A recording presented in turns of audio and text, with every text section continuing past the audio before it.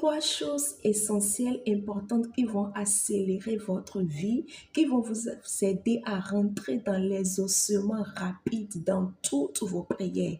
Lorsque vous allez faire l'effort de respecter ces trois choses, je suis convaincue que toutes vos prières seront exaucées à partir de ce jour, à moins que Dieu ne décide du temps et des circonstances pour vous. Vous savez, lorsque vous êtes une femme, vous devez bâtir votre vie sur des principes et sur des règles que personne ne doit franchir. C'est ce qui va vous conduire dans le succès, dans la grandeur, dans la réalisation des projets que Dieu a formés sur vous. Et aujourd'hui, je vais vous apporter trois choses. La première des choses, c'est d'arrêter de vous asseoir avec des moqueurs. Lorsque vous voulez grandir, lorsque vous désirez une vie de grandeur, la bénédiction, la lumière autour de vous, vous devez arrêter de vous asseoir avec des moqueurs. Arrêtez de marcher avec des collègues moqueurs, des gens qui se moquent des personnes autour d'elles, les gens qui tout le temps doivent proférer de la moquerie.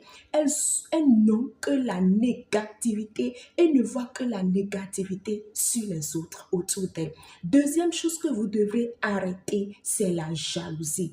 Arrêtez d'être des femmes jalouses, s'il vous plaît, je vous en prie. Parce que lorsque vous avez la jalousie dans votre cœur, vous ouvrez la porte à l'ennemi, vous ouvrez la porte à Satan. Il viendra, il rentrera dans votre vie et il va semer du désordre.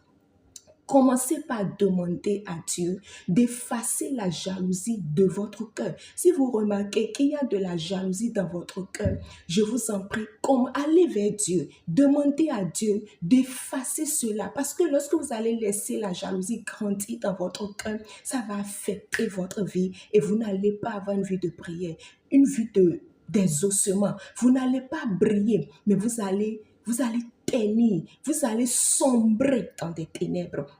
Et la troisième chose, c'est d'arrêter la comparaison.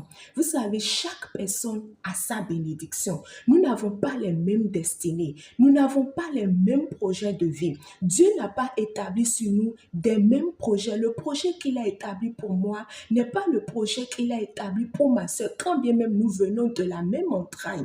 Et donc, toi aussi, femme, tu dois arrêter de comparer ta vie à la vie de tes amis. Tu dois arrêter de comparer ton mariage, ton travail, tes finances aux finances de tes amis. Mais bien au contraire, tu dois t'inspirer de la réussite des autres pour pouvoir avancer.